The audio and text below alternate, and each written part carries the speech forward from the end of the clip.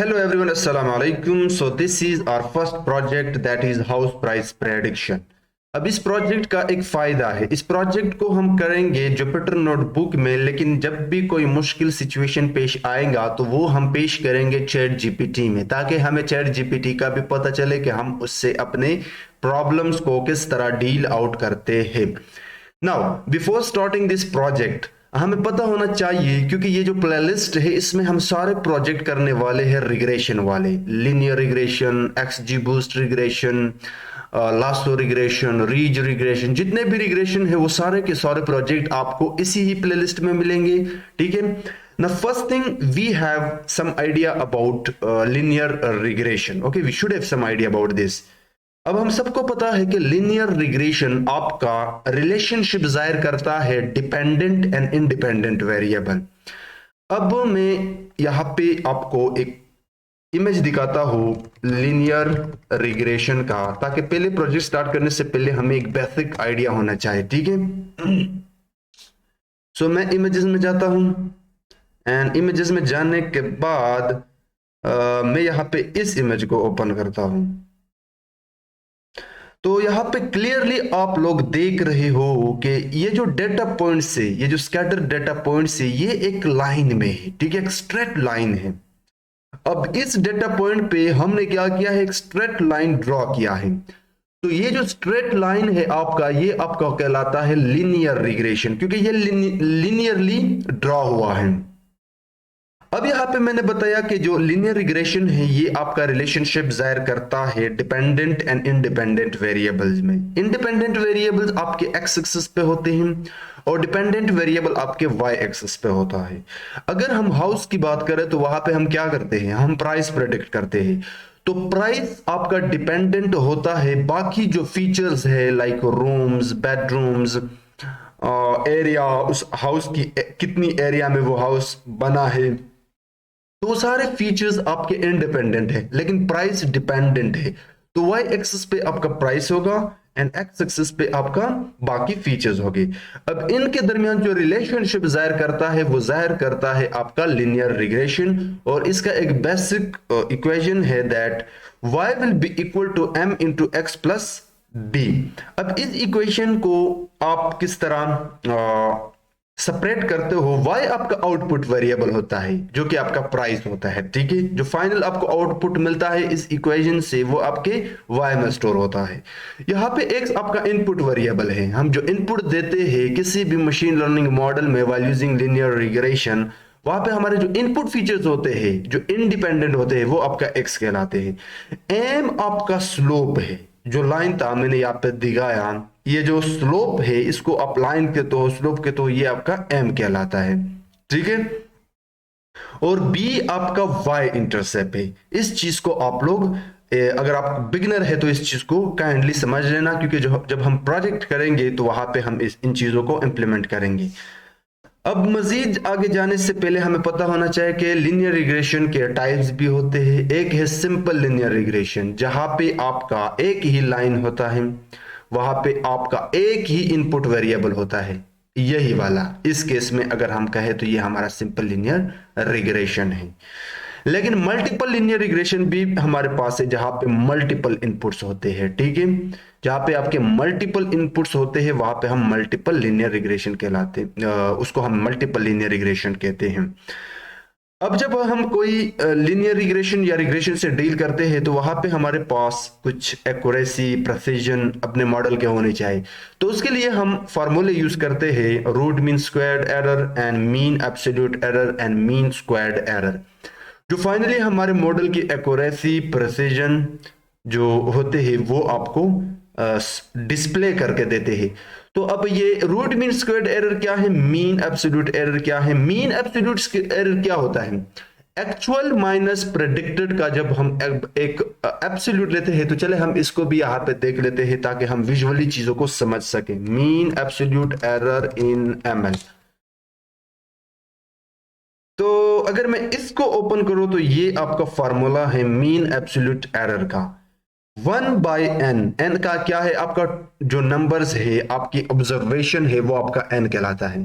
फिर हम सम लेते हैं, जो हमारा एक्चुअल है, वाई क्या कहलाता है, एक्चुअल, जो आउटपुट वैल्यूज होते हैं, actual values, actual observation, actual points, कुछ भी आप कह दो, उससे जब हम सब्सट्रैक्ट करते हैं प्रेडिक्टेड वैल्यूज, जो मशीन ने प्रेडिक्ट किए होते हैं, जो मशीन की आउटपुट होती है, वो जब हम एक्चुअल माइनस प्रेडिक्टेड का एब्सोल्यूट लेकर सम लेते हैं तो वो आपका कहलाता है मीन एब्सोल्यूट एरर।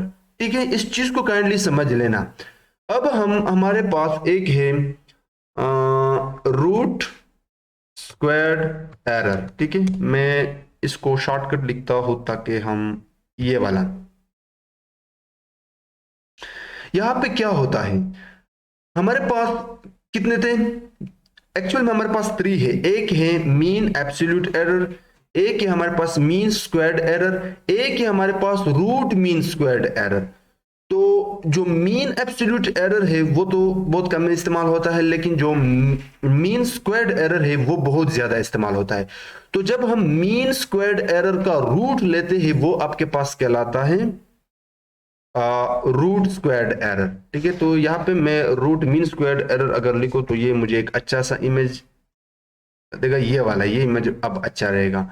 ठीक है, तो एक था मीन एब्सोल्यूट एरर, एक है mean squared error. Mean squared error में जब हम सम लेते हैं प्रेडिक्टेड माइनस एक्चुअल या एक्चुअल माइनस प्रेडिक्टेड, आप ये आगे लिखो या पीछे लिखो, ये इससे कोई फर्क नहीं पड़ता। लेकिन जब हम स्क्वायर लेते हैं, स्क्वायर एक्चुअल माइनस प्रेडिक्टेड या प्रेडिक्टेड माइनस एक्चुअल वैल्यूज का जब हम स्क्वायर लेके सम लेते हैं वो आपका कहलाता है मीन स्क्वायर्ड एरर। लेकिन जब हम इस रिजल्ट का स्क्वायर रूट लेते हैं तब ये आपका कहलाता है root mean squared error.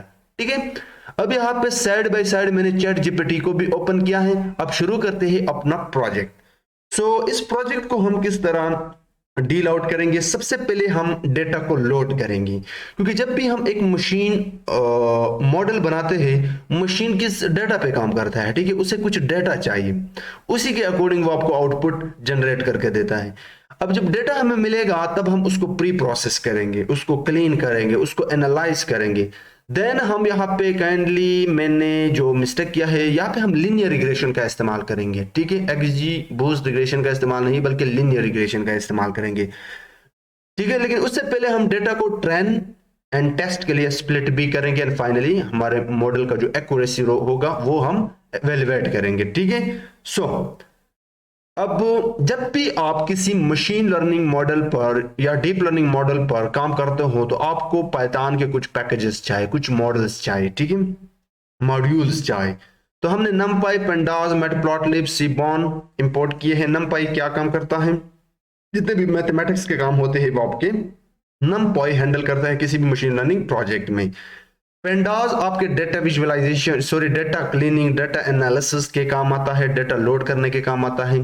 Matplotlib and seaborne, हम इस डेटा को जब विजुअलाइज करते हैं, इस डेटा को समझने के लिए जब हम विजुअलाइजेशन करते हैं, बॉर प्लॉट, हीट मैप प्लॉट का जब हम इस्तेमाल करते हैं, तो इन दोनों लाइब्रेरी में से आप किसी का भी इस्तेमाल करते हो।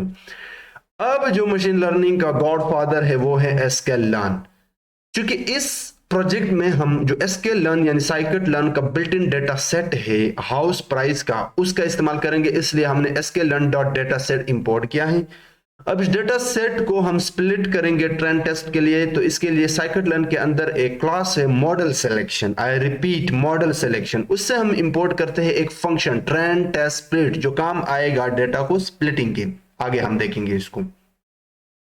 अब जब हमारा मॉडल तैयार होता है तो उस मॉडल की एक्यूरेसी हम चेक करते हैं, तो उसके लिए साइकिट लर्न के अंदर एक क्लास है मैट्रिक्स, जिसके अंदर आपके कुछ फंक्शंस हैं जैसे कि मीन, स्क्वायर्ड एरर, जितने भी एक्यूरेसी के फंक्शन है वो हम इंपोर्ट करेंगे, आगे हम देखेंगे।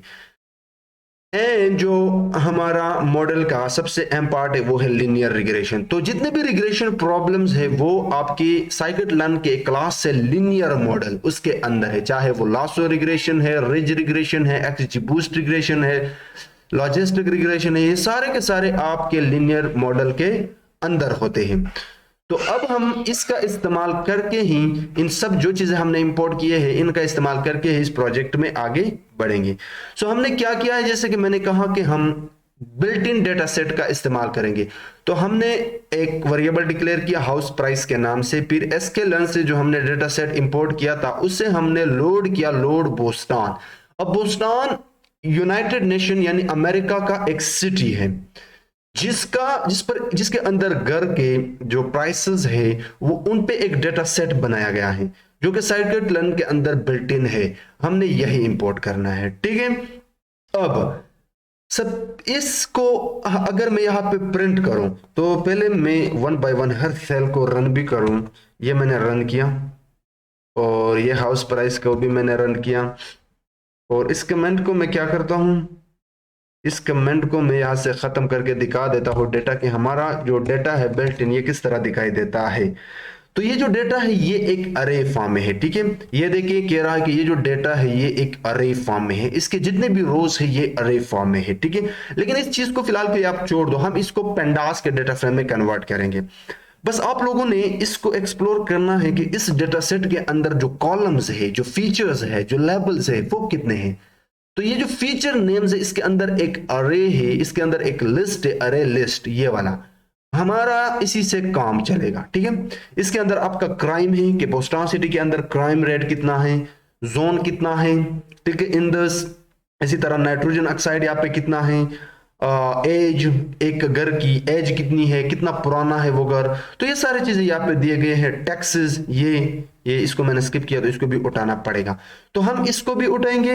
एंड यहाँ पे एक फाइनल जो फीचर है जो कि बहुत ही अहम है, प्राइस वाला। लेकिन यहाँ पे वो प्राइस में नहीं बल्कि आपको मिलेगा टारगेट में, ठीक है। अगर आप डिस्क्रिप्शन मारे यहाँ पे तो मैं आपको कॉम्प्लिकेटेड चीजें में नहीं ले जाऊंगा, मैं इसको कमेंट आउट करता हूं। एंड हम अपने आसानी के लिए इसको कन्वर्ट करेंगे। इसको मैंने control forward slash comment out किया और इस सेल को रन किया with the help of shift enter. मैंने क्या किया, मैंने अपने इस डेटा सेट को एक नया नाम दिया डीएफ, फिर मैंने पैंडास का एक क्लास जो है डेटा फ्रेम वो दौड़ाया। अब ये डेटा फ्रेम क्या करता है, ये आपको एक excel form data frame generate करके देता है, ठीक है। अब ये बहुत सारे आर्गुमेंट्स लेते हैं लेकिन जो सबसे अहम है तीन वो है डेटा, ठीक है। सबसे पहले मैं यहाँ पे दिखाऊं, ये आपके पास लेता है डेटा, दूसरे नंबर पर लेता है कॉलम्स, तीसरे नंबर पर लेता है इंडेक्स। तो हमने क्या किया, डेटा को पास किया house price dot data. House price के अंदर एक फीचर था डेटा जिसके अंदर इंटायर डेटा स्टोर था, तो हमने यानी जितने भी रोज थे, जितने भी वैल्यूज थे वो पास किए।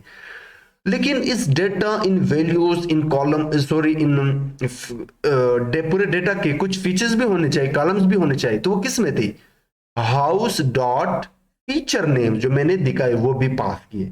तो ये हमारा काम हो गया। अब अगर मैं इसकी हेड करके दिखाऊं तो ये है हमारा डेटा सेट।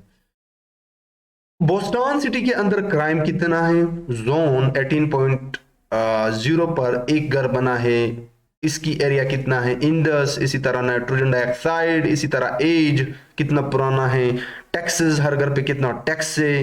तो ये सारी चीजें यहाँ पे आप एक्सप्लोर कर सकते हो। लेकिन जो सबसे अहम कॉलम है, जो सबसे अहम फीचर है टारगेट जिसको हम प्राइस कहते हैं, वो यहाँ पे नहीं है क्योंकि ये सारे फीचर इंडिपेंडेंट हैं। लेकिन जो इन पे डिपेंड करता है वो है आपका प्राइस टारगेट फीचर, तो वो हम निकालने वाले हैं। अब हम दूसरा स्टेप प्री प्रोसेसिंग स्टार्ट करने वाले हैं। मैंने अपने आसानी के लिए अगर मैं इसको कट करूं यहां से, मेरा जो डेटा सेट था हाउस प्राइस, उसके अंदर एक फीचर था टारगेट जिसके अंदर आपके स्टोर है प्राइसेस, हर घर के प्राइसेस, वो मैंने यहां से निकाला। ये ले, जितने भी प्राइसेस है वो आपको यहां पे निकाल के देगा। तो चूंकि मुझे इसको डेटा सेट में ले जाना है तो मैं क्या करूंगा, इसको एक परफेक्ट नाम दूंगा। लेकिन नाम देने से पहले मैं इसको स्टोर करूंगा अपने इस वाले डेटा में, ठीक है। तो मैंने इस वाले डेटा में इसको स्टोर भी किया और ये टारगेट वेरिएबल भी इसको पास किया। अब इसको आप कोई भी नाम दे सकते हो, टारगेट दे दो, प्राइस दे दो, लेकिन प्राइस कन्वीनियंट रहेगा। तो रन किया। अब अगर मैं हेड दिखाओ तो ये लास्ट में देके ये आपका आ गया प्राइस। Okay great. नेक्स्ट हम देखना चाहते हैं कि हमारा जो डेटा सेट है इनमें कितने रोज और कितने कॉलम्स हैं। तो उसके लिए हम पेंडास का शेप लेते हैं, सॉरी नंपाई का शेप लेते हैं। तो हम क्या करते हैं, ये कह रहा है कि 506 यानी 506 आपके रोज हैं, डेटा पॉइंट्स हैं एंड 14 कॉलम्स हैं। तो अगर हम काउंट करें तो ऐसा ही है, ठीक है। ये सारे आपको यहाँ पे दिख रहे हैं। Okay great. अब नेक्स्ट काम हम क्या करेंगे, नल वैल्यू देखेंगे कि इस डेटा में कोई नल वैल्यू है, क्योंकि ये हमारे मॉडल को खराब कर सकता है। तो उसके लिए आपका पास df.is डबल टेप अगर आप करें तो ये आपको सजेस्ट करके देगा, ये दो फंक्शन में से किसी का भी इस्तेमाल करो, इज नल या इज एन ए इज ने, इन दोनों का एक ही मतलब है, नल वैल्यू आपको रिटर्न करके देता है। तो जैसे ही मैंने रन किया, अगर यहाँ पे फॉल्स है तो ये आपको रिजल्ट देता है ट्रू एंड फॉल्स में, बुलियन में। अगर फॉल्स है तो इसका मतलब है यहाँ पे कोई नल वैल्यू नहीं है, अगर ट्रू है तो इसका मतलब है यहाँ पे कोई नल वैल्यू है। लेकिन हमें क्या चाहिए, हमें सबका सम चाहिए, जितने भी नल वैल्यूज है हर कॉलम में वो सम करके दे दो। तो ये आपको कह रहा है कि क्राइम का 0 है, जितने भी फीचर्स है। अच्छा एक बात और भी याद रखो, जो बिगिनर्स हैं, जब हम कहते हैं, जब भी आप सुनते हो किसी भी machine learning, deep learning, computer vision project में के फीचर्स, लेबल्स, कॉलम्स, एट्रीब्यूट्स, ये सब एक चीज है, ठीक है। मैं यहां पे कहता हूं फीचर्स, कॉलम्स, लेबल्स, एट्रीब्यूट्स, ये सब कहलाते हैं आपके कॉलम, ठीक है। ये वाले, ये जो कॉलम है इनको हम फीचर्स, एट्रीब्यूट्स, लेबल्स सब कहते हैं।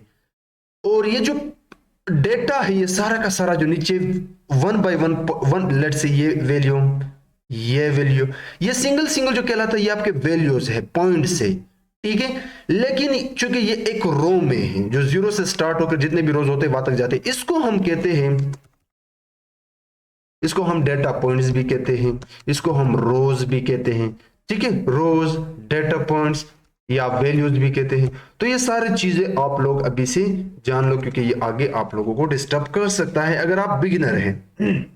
तो मैं चाहता हूं कि प्रोजेक्ट के साथ हम हर एक चीज को कवर करें। ओके, अब चैट जीपीटी पे भी हम समझेंगे चीजों को। अब एक और तरीका है नल वैल्यू मालूम करने का, जो सबसे बेस्ट तरीका है, थोड़ा सा एडवांस लेवल पर है, लेकिन अगर मैं यहां पे कह दूं, हमने एक लाइब्रेरी इंपोर्ट की थी, एक मॉड्यूल इंपोर्ट किया था, सीबॉन, ठीक है। यहां पे ये बड़ी काम की चीज है। तो इसको हमने इंपोर्ट किया था एज एन एस ओके, सीबॉन। अगर मैं यहां पे HE लिखो और डबल टैप करो तो ये मुझे सजेस्ट करके देगा हीट मैप। अब अगर मैं यहां पे लिखो शिफ्ट टैब, तो अब मुझे अगर पता नहीं है कि इस हीट मैप के अंदर कितने आर्ग्यूमेंट्स है, पैरामीटर, इसका मतलब क्या है, तो मैं यहां से देख सकता हूं by pressing shift and tab. अब ये आपको एक्सप्लेन भी देगा, ठीक है। ये सारी एक्सप्लेनेशन आपको देगा, आपको गूगल में जाने की जरूरत नहीं, इवन दो चैट जीपीटी में भी जाने की जरूरत नहीं।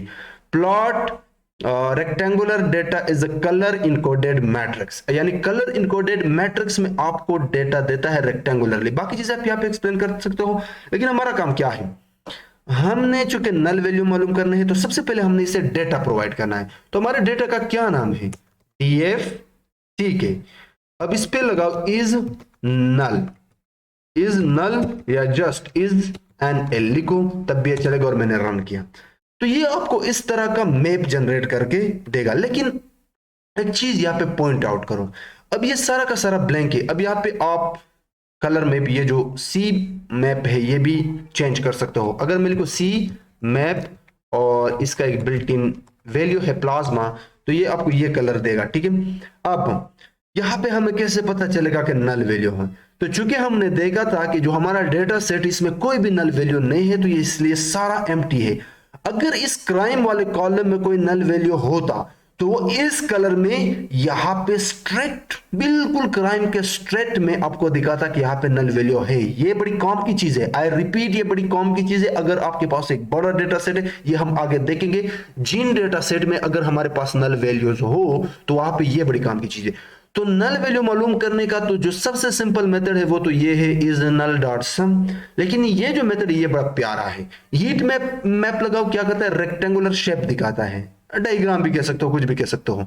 इसके अंदर हमने अपना डेटा प्रोवाइड किया, लेकिन इस पे इज नल फंक्शन भी लगाया। और ये कुछ चीजें ऑप्शनल है, आप लगाए ना लगाए हम आगे देखेंगे। ओके, अब हम आगे बढ़ने से पहले स्टैटिस्टिक देखते हैं।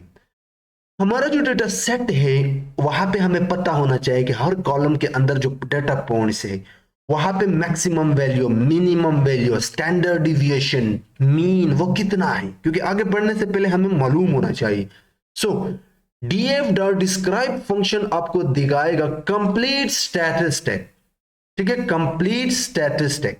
ओके, अब ये चीजें बहुत इंपॉर्टेंट है जो कि बहुत सारे प्रोजेक्ट्स में इग्नोर करते हैं, लेकिन मैं यहाँ पे वन बाय वन हर चीज एक्सप्लेन करूंगा, चाहे वीडियो कितना ही लंबा क्यों ना हो जाए। सबसे पहले कॉलम है क्राइम, कि बोस्टन सिटी के अंदर क्राइम कितना है। तो इसके टोटल जो काउंट है वैल्यूज इंटायर डेटा सेट के अंदर वो है 506। ओके, अब मीन क्या है इसका, अब मीन क्या होता है, तो मीन अगर मैं यहां पे दिखाऊं, total divide by number of observation, mean formula, ये आपका मीन है। सम ऑफ एक्स, यहां पे क्या है, इनपुट वेरिएबल्स, ठीक है, जो हम इनपुट वेरिएबल देते हैं, क्राइम, ये जितने भी कॉलम्स थे, फीचर्स थे, एट्रीब्यूट्स थे, वो है, उनकी सम निकालो, उनके जितने भी वैल्यूज है उनकी सम निकालो और डिवाइड करो तो एन पर। अब एन यहां पे क्या है, जो 14 कॉलम है, यानी इन तमाम कॉलम्स की हमने सम लिया, ठीक है, जितने भी इनके वैल्यू की सम लिया और इनको डिवाइड किया नंबर ऑफ कॉलम्स, कितने कॉलम्स है, कितने डेटा ऑब्जर्वेशन है, 14 है, ये होता है आपका मीन। तो ये जो मीन है ये है 3.61 किसका, जस्ट इस वन का, इस क्राइम का। और इसकी स्टैंडर्ड डिविएशन क्या है, अब स्टैंडर्ड डिविएशन क्या है तो चलिए इसको भी समझ लेते हैं। सो मैं क्या करूंगा, यहां पे स्टैंडर्ड डिविएशन फार्मूला और ये चीजें हम यहां पे समझेंगे, ठीक है। तो मैं इसके लिए यहाँ पे एक अच्छा सा इमेज लेता हूं ताकि इसकी एक्सप्लेनेशन, ये वाला इमेज, ये बहुत ही जबरदस्त इमेज है ताकि आप लोगों को पता चले कि स्टैंडर्ड डिविएशन एक्चुअल में होता क्या है। आप देखो हमारा डेटा सेट कहां से स्टार्ट हुआ है, 0.1 से लेकर 0.1 तक, ठीक है। और ये जो कर्व है, ये जो डेटा डिस्ट्रीब्यूशन है, इसको हम गैसियन डिस्ट्रीब्यूशन कहते हैं, नॉर्मल डिस्ट्रीब्यूशन कहते हैं, ठीक है। इसकी जो मीन वैल्यू है, मीन, इसको आप मीन कहते हो, बिल्कुल ये आपका मीन है, इस डेटा ऑब्जर्वेशन का ये मीन है।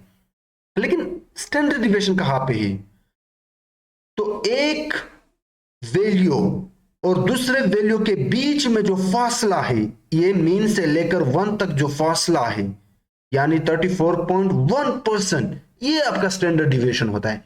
अगर मैं यहां से स्टार्ट करूं 0.1% से लेकर 3.3% तक, या हाँ यहां तक, तो इसके बीच में कितना गैप है, कितना स्कैटरनेस है, कितना फासला है, ये आपका स्टैंडर्ड डिविएशन कहलाता है। और यही कह रहा है कि आपके क्राइम के जो वैल्यूज है उनके बीच में जो गैप है वो है 8.60, जो कि बहुत ही ज्यादा है, और इसका मिनिमम वैल्यू है 0 पॉइंट समथिंग। अब ये तीन चीजें परसेंटाइल 1 परसेंटाइल 2 परसेंटाइल 3 आसान जुबान में, एक्चुअल में हमारे पास 3 परसेंटाइल होते हैं। तो 0.08, 0.25 एंड 0.6 आपके परसेंटाइल है। 25% आपका फर्स्ट परसेंटाइल होता है आपके इंटायर डेटा सेट में। अगर मैं यहां पे दिखाऊं तो ये अराउंड यहां पे होगा, बिल्कुल यहां पे होगा अराउंड 50 आपका बिल्कुल मीन के ऊपर होगा, एंड 75 बिल्कुल आपका यहाँ पे होगा। क्योंकि ये जो डेटा ऑब्जर्वेशन है ये हमारे रिक्वायरमेंट के अकॉर्डिंग नहीं है, यहाँ पे आप इसको नहीं समझ सकते हो, लेकिन एक जो बेसिक आइडिया है मैंने आप लोगों को प्रोवाइड कर दिया। और इस इंटायर कॉलम के अंदर जो मैक्सिमम वैल्यू है वो क्या है, वो है 88.97। ओके ग्रेट, तो ये था स्टेटिस्टिक। अब ये हर कॉलम के लिए आप सेपरेटली यहाँ पे देख सकते हो, mean, standard deviation, minimum value हर कॉलम के लिए। अब हम चेक करेंगे, चूंकि जब भी हम किसी लीनियर रिग्रेशन या जस्ट रिग्रेशन से डील करते हैं तो वहां पे कोरिलेशन बहुत मैटर करता है। अब कोरिलेशन क्या है तो ये भी हम गूगल में देख लेंगे, बहुत ही सिंपल तरीके से बताऊंगा, मे भी वीडियो लंबा हो जाए। कोरिलेशन इन मशीन लर्निंग इमेज, तो ये मुझे एक इमेज देगा क्योंकि इमेज से हम चीजें को अच्छी तरह से देख सकते हैं। अब मैं इस इमेज को ओपन करूंगा क्योंकि यहां पे बहुत सारे कोरिलेशन हैं। कॉन्सेप्ट को समझो, कोरिलेशन के एक्चुअल में दो टाइप्स है, बहुत सारे टाइप्स है, लेकिन जो मेन दो टाइप्स है वो है positive correlation, negative correlation. Okay, अगर आपके डिपेंडेंट वेरिएबल जो कि प्राइस है, जो कि वाई एक्सिस पे है, वो डिक्रीज होता है यानी कम हो जाता है, और इसके डिक्रीज होने से जो इनपुट वेरिएबल्स है एक्स एक्सिस वो इंक्रीज होते हैं, जैसे कि ये बड़ा है, तो ये आपका कहलाता है पॉजिटिव कोरिलेशन। मतलब अगर ये जो वेरिएबल है ऑन वाई एक्सिस, जिसको हम डिपेंडेंट वेरिएबल कहते हैं, जिसको हम मुहताज वेरिएबल कहते हैं, अगर ये नीचे की तरफ जाता है, और एक आसान जुबान में आप कह सकते हो कि इस स्ट्रेट लाइन का जो टेल है वो नीचे की तरफ जाता है, और इसका जो हेड है यानी एक्स एक्सिस पर वो ऊपर की तरफ जाता है, तो ये आपका पॉजिटिव कोरिलेशन है। नेगेटिव इसकी उल्टा होगा, अगर वाई वेरिएबल इंक्रीज होता है और इसके आपका इंडिपेंडेंट वेरिएबल यानी एक्स एक्सिस डिक्रीज होता है, तो ये नेगेटिव है। लेकिन अगर यहां पे कोई कोरिलेशन नहीं है, बिल्कुल एक सीधा रोड की तरह लाइन है, आपका डेटा इधर उधर स्कैटर है, लेकिन एक स्ट्रेट लाइन है, ना ऊपर है ना नीचे है, बट एक स्ट्रेट लाइन है, सिंपल। मैं यहां पे कोशिश करूंगा आसान जुबान में बताओ, क्योंकि मैथमेटिक्स की यहां पे जरूरत ही नहीं है। अगर आप बिगिनर हैं तो एडवांस लेवल पर पहुंचोगे तब ये चीजें आप लोगों को सीखना पड़ेगी। इसके पीछे जो मैथमेटिक्स है ये जरूरी है, इंटरव्यू में पूछा जाता है। और ये जो चीजें हैं इनको आप छोड़ दो। ये जो आपके पास है ये एक कर्व की शेप में, ये पोलिनोमियल में जाता है, ठीक है। पोलिनोमियल जो रिग्रेशन होते हैं हमारे पास वो है, तो ये एडवांस टॉपिक है, इनको हम आगे देखेंगे। फिलहाल just cover this three things, okay. ये होता है कोरिलेशन। तो हमारे डेटा में जो कोरिलेशन है वो किस तरह है ये देखेंगे यहाँ पे भी। अच्छा, ये जो कोड है, ये जो नोटबुक है, मैं अपने गिटहब अकाउंट में इस वीडियो के डिस्क्रिप्शन में लिंक प्रोवाइड कर दूंगा, वहां से आप कॉपी पेस्ट भी मार सकते हो, या आप इस इंटायर को क्या कर सकते हो, डाउनलोड कर सकते हो वहां से, ठीक है। मैं आपको प्रोवाइड कर दूंगा। अब हम क्या करेंगे, कोरिलेशन मालूम करते हैं। तो कोरिलेशन मालूम करने के लिए कुछ भी नहीं करना है आपको, किसी भी फंक्शन या मैथमेटिक्स की जरूरत नहीं है। पाइथन के अंदर बिल्ट इन होता है हर चीज। डेटा लगाओ, डेटा के आगे एक डॉट लगाओ, फिर CORR कोरिलेशन लगाओ और एंटर करो। तो ये हर कॉलम के अंदर जितने भी, अच्छा कोरिलेशन किस तरह होता है, एक्स एक्सिस वाई एक्सिस पे होता है, ऐसा होता है कि नहीं। तो ये आपको कुछ इस तरह दिखाई देगा, ठीक है, बिल्कुल इस तरह आपका जो कोरिलेशन होगा, जितने भी कॉलम्स है, क्राइम क्राइम के बीच में जोन जोन, ये देखो इंदस इंदस, इसी तरह प्राइस और यहाँ पे प्राइस। तो ये सारा का सारा इस तरह कोरिलेशन होता है।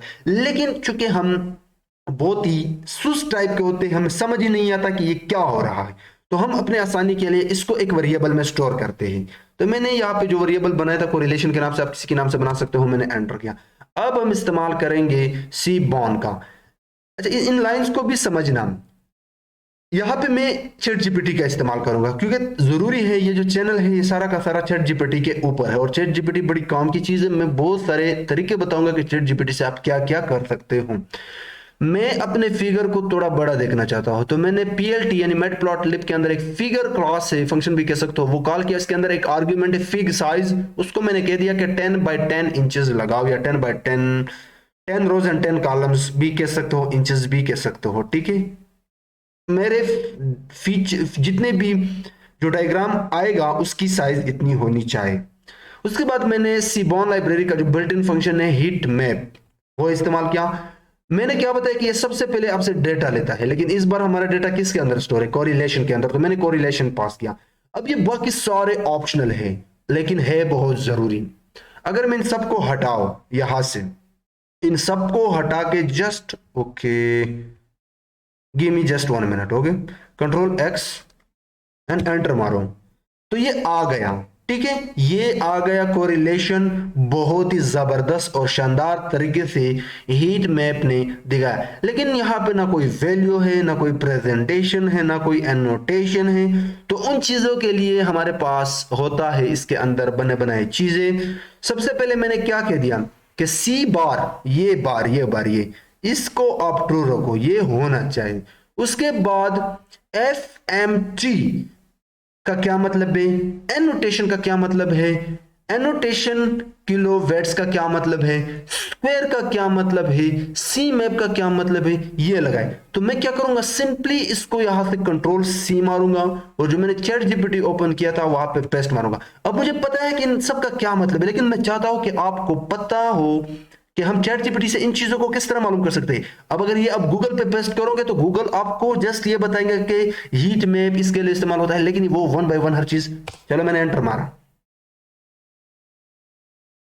अच्छा, हमारा चैट जीपीटी स्टार्ट हो गया और ये कह रहा है कि this code generates heat map using Seaborn library in Python for visualisation with correlation matrix. ठीक है, यानी कोरिलेशन डिस्प्ले करने के लिए ये इस्तेमाल हुआ है। अब जो सबसे अहम पॉइंट्स है इसके, वो वन लाइन बाय लाइन चीजें दिखाता है। तो पहले इसको पूरा होने दो, फिर हम खुद इसको स्टडी करेंगे। ओके, सो chat GPT Hari Hari Hari. Okay, तो चैट जीपीटी अपना काम कर रहा है, तो हम ऊपर से इनको स्टडी करते हैं। तो चैट जीपीटी ने सबसे पहले रिलेशन बताने से पहले, यानी जो हीट मैप है वो समझाने से पहले कोरिलेशन समझाया है। कोरिलेशन जो हमने पैरामीटर पास किया है कि ये एक कोरिलेशन कोएफिशिएंट है जो यूज्ड होता है क्वांटिफाई करने के लिए linear relationship between pairs of variable, dependent and independent variable, जो बहुत अच्छे तरीके से हमने समझा। उसके बाद ये कह रहा है कि इस लाइन में जो हमने दूसरा पैरामीटर या आर्गुमेंट पास किया था C bar is equal to true, ये एड्स करता है colour bar to the side of the heat map, ये वाला ये। ठीक है, ओके, वेयर आर यू जीटीपी। ओके, इसका यही मतलब है कि ये जिस कोरिलेशन कोएफिशिएंट की इंडिकेशन करता है व्हाइल यूजिंग कलर। उसके बाद ये कह रहा है कि जो आपने दूसरा पैरामीटर इस्तेमाल किया है F M T that is equal to 0.1f, ये पैरामीटर स्पेसिफाई करता है उन वैल्यूज को हीट मैप के अंदर जो डेसिमल पॉइंट में हो। एंड मुझे इसको रन करना होगा ताकि मैं आपको समझा सकूं कि इसका मतलब क्या है। ये जो पॉइंट में वैल्यू आ रहे हैं पॉइंट में, या चाहे यहां पे हो या यहां पे हो, ये आपके डेसिमल में होने चाहिए। तो ये भी, यानी इस पैरामीटर का ये मतलब है, एफ एम टी पैरामीटर का ये मतलब है हीट मैप के अंदर के अगर हमने डेसिमल में डिस्प्ले करने वैल्यूज को, तो एनट यानी एनोटेशन इक्वल टू ट्रू। इसका मतलब है कि ये एड्स करता है numerical annotation to the heat map which display the correlation coefficient values. बहुत ही सिंपल है, अब इसको समझाने की जरूरत ही नहीं है। इसी तरह ये इसी की साइज है। ठीक है, यानी एनोटेशन जो हमने लगाया ये वाला मैं दिखा दूं, ये जो पॉइंट में वैल्यू है इस स्क्वायर के अंदर, ये आपका एक्चुअल में एनोटेशन है। ओके, अब हम क्या करते हैं, इसकी साइज को ऐड रखते हैं। अगर मैं इसकी साइज यहां पर रखू 1, तब क्या मतलब होगा, गायब ही हो गया। ठीक है, तो कंसेप्ट क्लियर। ओके, मैं 10 रखूंगा ताकि थोड़ा बड़ा हो। अब ठीक है, तो सी बार ट्रू, ये फॉर्मेट डेसिमल में। ठीक है, डेसिमल में एनोटेशन यानी ये जो पॉइंट में है ये ट्रू होने चाहिए। जो वैल्यूज है, आप वैल्यूज भी कह सकते हो, डेसिमल भी कह सकते हो, लेकिन हमने साइज भी मेंशन किया। स्क्वायर का मतलब है ये डब्बा, ये हर सिंगल जो डब्बा है ये स्क्वायर है आपका, इसको भी ट्रू रखो। अगर मैं इसको हटा भी तो क्या होगा, कंट्रोल एक्स मार के यहाँ पे एंटर करूं तब भी आएगा, क्योंकि बाय डिफॉल्ट भी ये लेता है। तो बाज़-औक़ात आप जरूरी होता है कि हम पेस्ट करते हैं। और सी मैप तो प्लाज्मा है, कलर है। ठीक है, ये जो कलर है ये प्लाज्मा फॉर्म है। तो इसका मतलब है कि यहाँ पे कोरिलेशन हमारा जो है इन तमाम फीचर्स के बीच में वो आपको वाज़ेह तौर पे दिखाई दे रहा है, जो कि अच्छा नहीं है। अच्छा क्यों नहीं है, क्योंकि स्कैटरनेस बहुत ज्यादा है। तो इस चीज को मैं आप लोगों को पे छोड़ूंगा कि यहाँ पे स्कैटरनेस क्यों है, ताकि आप लोगों की भी प्रैक्टिस हो जाए। अब बात आएगी ट्रेंड टेस्ट स्प्लिट। तो हमने अपना डेटा को विजुअलाइज किया, एक्सप्लोर किया। बारी है कि हम अपने मशीन मॉडल के लिए डेटा को डिवाइड करें। तो मैंने कह दिया कि एक्स वेरिएबल वाई वेरिएबल में हमारे कुछ फीचर्स हैं, उनको स्टोर करो। मैंने कह दिया कि df डॉट ड्रॉप, किसको ड्रॉप करो, प्राइस को, एक्सेस को रखो ट्रू। एक्सेस इक्वल टू 1 हम तब रखते हैं, मैं कर क्या रहा हूं, मैं यहाँ पे एक सेल ऐड करूंगा और यहाँ पे लिखूंगा df डॉट हेड। मैं कह रहा हूं कि इस एक्स में स्टोर करो इंडिपेंडेंट तमाम फीचर्स सिवाय इस एक के, और ये एक किस एक्सेस में है, एक्सेस 1 में है।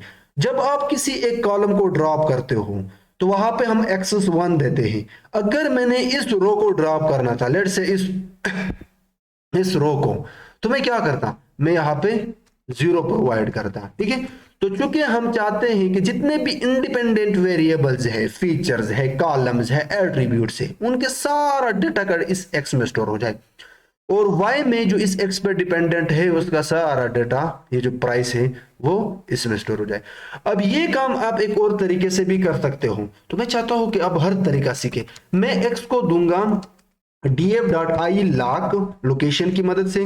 मैं कहूंगा कि आप क्या करो, जितने भी रोज हैं, जितने भी रोज है वो ले लो, जितने भी रोज है वो ले लो, यानी ये जितने भी कॉलम्स है वो ले लो यहां तक। अब मुझे काउंट करना होगा, 1 2 3 4 5, जीरो से स्टार्ट होता है, 0 1 2 3 4 5 6 7 8 9 10 11। ठीक है, 11 12, अब मैं खुद भी कंफ्यूज हो गया कितने भी कॉलम। तो मैं एक तरीका बता रहा हूं, चलो मैं ये आखिरी को छोड़ के बाकी सारे इसको देने वाला हूं वाई को। तो मैं कहता हूं कि जितने भी रोज है वो ले लो, यानी हर कॉलम के रो ले लो सिवाय आखिरी के। तो सिवाय आखिरी को मैं यहां से सब्सट्रैक्ट करूंगा। ठीक है, ये एक तरीका है। दूसरा तरीका है, एक तो हम इंग्लिश मैनुअली करते हैं, ये भी एक तरीका है। और यहां पे हम क्या करते हैं, वाई एक्सेस में ये और भी सिंपल है, df.i लाक मारो, तो ये मैं आप लोगों पे छोड़ता हूं, ये भी आप लोग करना। ठीक है, तो ये भी एक तरीका है, इसको मैं रन करता हूं। अब अगर मैं प्रिंट करो एक्स एंड वाई को, तो ये सारा का सारा यहाँ पे आपके पास आ जाएगा। जितने भी इंडिपेंडेंट वेरिएबल है वो एक्स के अंदर है, और जो डिपेंडेंट वेरिएबल है प्राइस वो वाई के अंदर स्टोर हो गया। अब हम काम करेंगे जो हमने इंपोर्ट किया था मॉडल से, ट्रेंड टेस्ट प्लेट। मैंने क्या किया, X train, X test, Y train, Y test, क्योंकि मैं चाहता क्या हूं, मैं एक टेस्ट साइज बना रहा हूं, एक ट्रेंड साइज बना रहा हूं। वो किसकी मदद से स्प्लिट करूंगा, ट्रेंड टेस्ट स्प्लिट की मदद से। सबसे पहले मैंने independent variable x, then dependent variable y, और टेस्ट साइज मैंने रखा 20%। अगर आप 30 रखोगे तो यहाँ पे 0.3 रखो, लेकिन चूंकि 20, अगर मैं 10 रखूँ तब कैसा रहेगा, यहाँ पे जस्ट मैं 1 लगाऊं, तो इसका मतलब है मैं 10% रख रहा हूँ। ठीक है, और रैंडम स्टेट 2, ये ऑप्शनल है, आप लगाए या ना लगाए। उसके बाद मैंने प्रिंट किया कि टेस्ट कितना है, तो मैं इस चीज को यहां से हटाऊंगा, मैं 2 3 सेल्स ऐड करूंगा।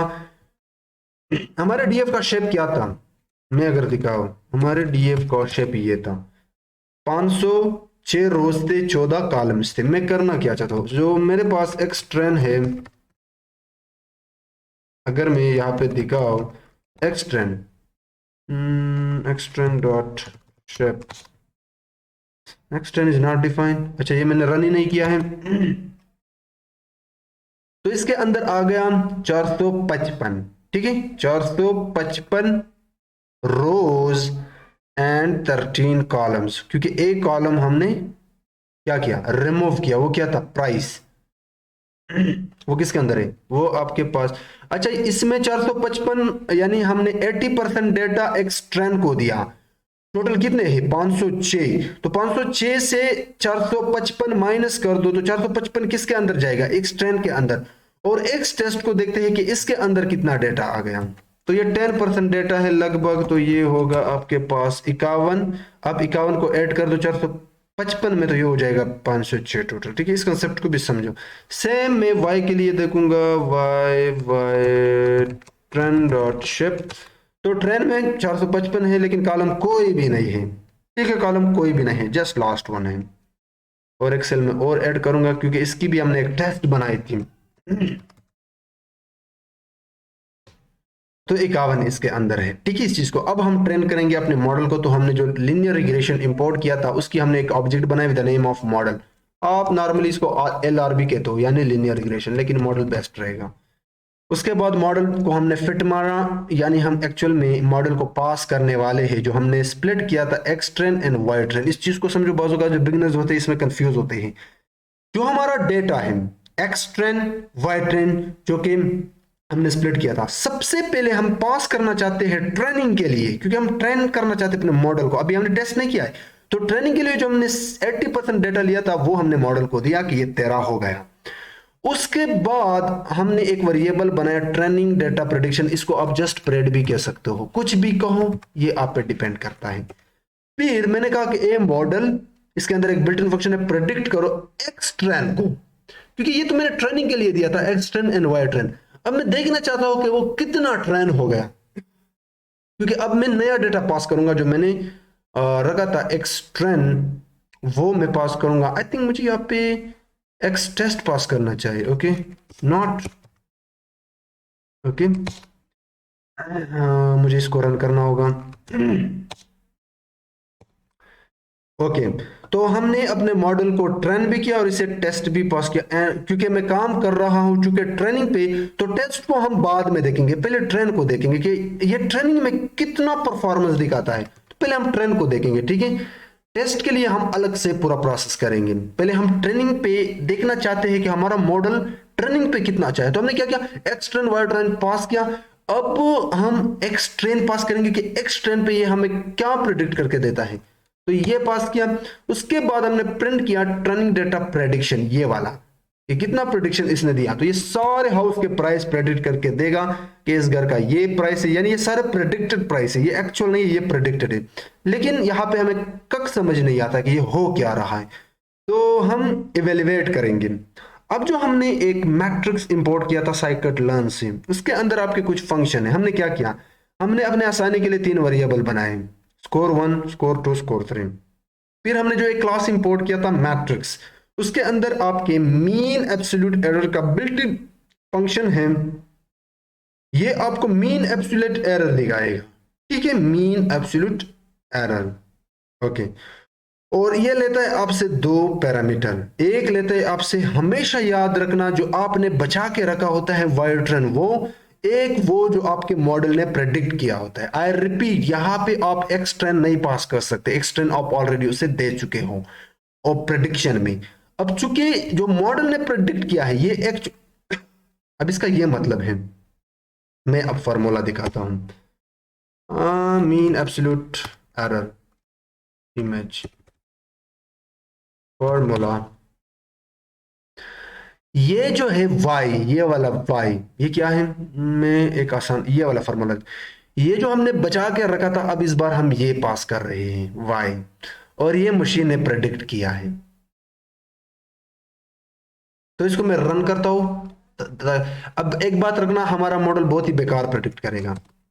ये देख, हमारा जो मॉडल है ये बहुत ही बेकार प्रेडिक्ट कर रहा है। इसकी एक रीजन है, क्योंकि हमारा डेटा बहुत ही कम है, और यहाँ पे कुछ ट्रिक्स मैंने इस्तेमाल किए, और आप लोगों को पता हो या ना हो, ताकि हमारा मॉडल बुरा प्रेडिक्ट करके दे। क्योंकि इस तरह के प्रोजेक्ट बहुत सारे हैं यूट्यूब पर, जहां पे आपके मॉडल बहुत ही अच्छा प्रेडिक्ट करता है। एनीवेज, यहाँ पे भी इतना बुरा नहीं है, सिवाय इस दूसरे के। एब्सोल्यूट में क्या दे रहा है, 3.29, ठीक है। अब इस वाले लाइन में, ये इस लाइन की मीन एब्सोल्यूट एरर की प्रेडिक्शन है, जो कि अच्छा नहीं है। अच्छा क्यों नहीं है, क्योंकि जितना आपका वैल्यू ज्यादा होगा या कम होगा, तो वहां पे आपकी प्रेडिक्शन अच्छा नहीं होता। अगर आपकी वैल्यू 90 एंड 100 या 1 पॉइंट समथिंग के बीच में है, तब आपका मॉडल अच्छा प्रेडिक्ट करता है। क्योंकि बाज ऐसे बिगनर्स होते हैं, उनको पता ही उनको पता ही नहीं होता कि ये जो प्रेडिक्शन आया इसका मतलब क्या है। तो ये जो 3.29 है, ये बिल्कुल अच्छा प्रेडिक्शन नहीं है। और दूसरे जो हमने मीन स्क्वायर्ड, पहले हमने mean absolute mean squared error लिया, उसके अंदर भी सेम चीजें पास किए। ये तो बहुत ही गंदा प्रेडिक्शन दे रहा है, 21.94।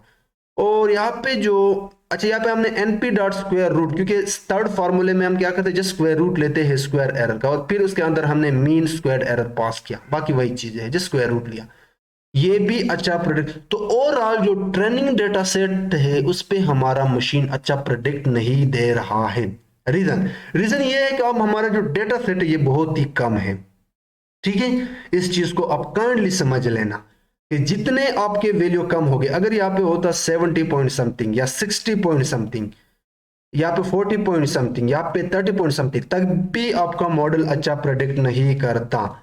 लेकिन अगर यहाँ पे होता 90 पॉइंट समथिंग, 95 पॉइंट समथिंग या 1 point something, then your model is predicting in a best and accurate way. तो एनीवेज, ट्रेनिंग डेटा पे हमारा मॉडल अच्छा प्रेडिक्ट नहीं कर रहा। अब हम क्या करेंगे, टेस्टिंग डेटा जो हमने बचा के रखा, अच्छा इसको मैं विजुअलाइज भी करूंगा। ये भी एक शानदार तरीका होता है किसी भी मॉडल की प्रेडिक्शन को विजुअलाइजेशन करने के लिए। तो हमने जो एक लाइब्रेरी इंपोर्ट की थी PLT, उसका एक built in scatter plot function है ये लगाया, इसके अंदर मैंने वाई ट्रेन जो बचा के रखा था एंड जो मॉडल ने प्रेडिक्ट किया था वो पास किया। अब ये ऑप्शनल है, इसको आप लगाओ या ना लगाओ, मैं इसको हटाता हूँ, ठीक है। और ये चीजें भी फिलहाल के लिए मैं हटाता हूँ, बिगिनर्स कंफ्यूज हो जाएंगे। या मैंने रन किया तो ये देख वो लीनियर मॉडल आ रहा है लेकिन बहुत दूर है एक दूसरे से। सो इट्स मीन कि हमारा मॉडल अच्छा प्रेडिक्ट नहीं दे रहा है। इतनी सी बात आप लोग समझो। अब मैं चाहता हूं कि एक्स एक्सिस वाई एक्सिस पे नाम भी हो ताकि समझने में आसानी हो। तो हम क्या करते हैं, PLT डॉट एक्स लेबल लगाते हैं, इसके अंदर मैं कहता हूं कि एक्चुअल प्राइस जो कि वाई एक्सिस पे है, ठीक है। एंड PLT डॉट सॉरी जो कि इनपुट वेरिएबल थे, एंड वाई लेवल पे मैंने प्रेडिक्टेड प्राइस इंपोर्ट दिया। उसके बाद PLT डॉट शो, ये आप लगाए या ना लगाए फर्क नहीं पड़ता, ठीक है। लेकिन अगर आप किसी जुपिटर के अलावा, जुपिटर नोटबुक के अलावा अगर किसी और आईडी पर काम करते तो वहां पे ये लगाना जरूरी है, ठीक है। अब एक्चुअल प्राइस आपका ये है, प्रेडिक्टेड प्राइस आपका ये है, और इसके दरमियान में जो कोरिलेशन है वो ठीक है लेकिन इतना भी नहीं है, ठीक है लेकिन इतना भी नहीं, इस चीज को आप समझ सकते हो। तो ये था ट्रेनिंग। अब हम देखेंगे टेस्टिंग डेटा। हमने क्या किया था, मैं इस चीज को यहां पे, ये एक्स ट्रेन वाई ट्रेन हमने देख लिया। अब एक्स टेस्ट वाई टेस्ट जो हमने किया था वो देखेंगे। सो सेम वही कोडिंग है, कॉपी पेस्ट मारो, जस्ट चेंज करो वेरिएबल। टेस्ट डेटा प्रेडिक्शन, पहले क्या था ट्रेंड डेटा प्रेडिक्शन, इस बार टेस्ट डेटा प्रेडिक्शन है। फिर मॉडल डॉट प्रेडिक्ट मारा एक्स टेस्ट पे, इस बार, उस बार हमने, पिछली बार हमने एक्स ट्रेंड पे मारा था, but this time what we have done, just we have used X test. फिर हमने प्रेडिक्शन को डिस्प्ले किया। तो देखते हैं, तो जितने भी हाउस प्राइसेस प्रेडिक्टेड वो यहाँ पे डिस्प्ले करके देगा। उसके बाद वही सेम मेथड है, हमने क्या किया, जस्ट वाई टेस्ट इस बार किया। पहले क्या किया था वाई ट्रेन, बट इस बार वाई टेस्ट, एंड इस बार हमने टेस्ट डेटा प्रेडिक्शन लगाया instead of train data prediction. तो देखते हैं कि इसकी क्या रिजल्ट है। सेम रिजल्ट है, कुछ खास मजा नहीं है, कुछ खास चेंज नहीं है, सेम वही रिजल्ट है। एंड फाइनली इसको भी उसी सेम तरीके से हमने स्कैटर किया। तो यहाँ पे तो टेस्ट डेटा में और भी स्कैटरनेस है, बहुत ज्यादा स्कैटरनेस है यहाँ पे भी। तो एनीवेज इस प्रोजेक्ट का जो मकसद था, अच्छा एंड में मैंने लिखा oops our model is not predicting good, this should be predicting. तो मैं लिखता हूं यहाँ पे प्रेडिक्टिंग।